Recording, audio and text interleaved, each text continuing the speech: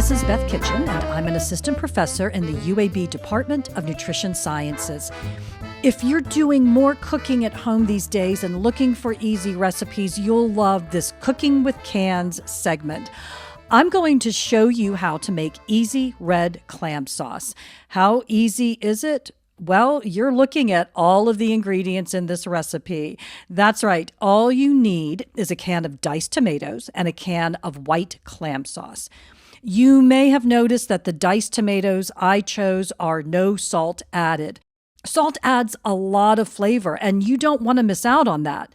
But since the clam sauce is loaded with sodium, over 800 milligrams in a serving, and there are over 3 servings in this can, that's a lot of sodium. So I like to balance that out with salt-free canned tomatoes.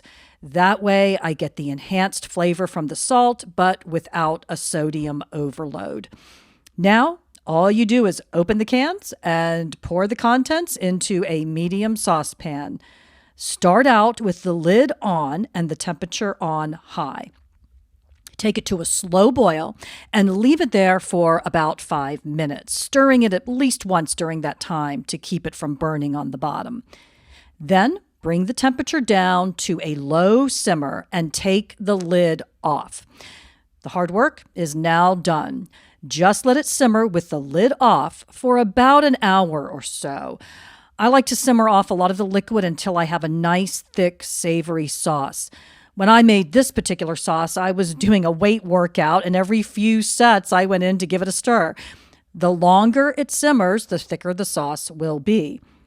When the sauce is at just the right thickness for you, just boil up some pasta.